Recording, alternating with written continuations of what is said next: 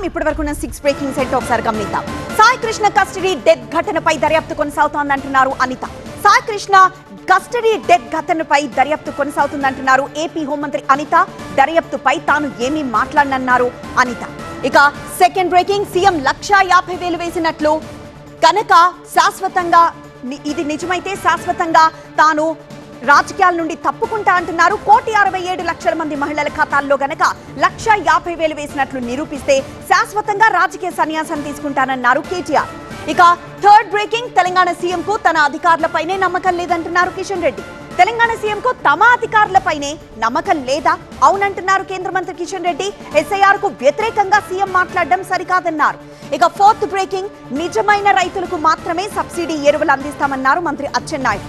2,97,000 మంది రైతులకు urea, DAP పంపిణీ చేస్తామన్నారు. ఇక ఫిఫ్త్ బ్రేకింగ్, ఏపీలో ఆర్టీసీని ప్రైవేట్ పరం చేయొద్దంటూ ఉద్యోగ సంఘాల సమావేశం జరగనుంది. 2వ దశ ఉద్యమ భవిష్యత్ కార్యాచరణ ప్రకటించనుంది. ఆర్టీసీ డిపోలు ఆస్తులను ప్రైవేట్కు అప్పగించొద్దని డిమాండ్ చేస్తున్నారు కార్మికులు. ఇక లాస్ట్ బ్రేకింగ్, ఆపరేషన్ సింధూర్ లో 6 ప్రాణాలు కోల్పోయినట్లు అధికారులు ప్రకటించారు. సో ఆపరేషన్ సింధూర్ పై కీలక ప్రకటన ఇది. ఆపరేషన్ సింధూర్ లో 6 ప్రాణాలు కోల్పోయినట్లు అధికారులు ప్రకటించారు. ఇవి ఇప్పటి వరకున్న 6 బ్రేకింగ్స్.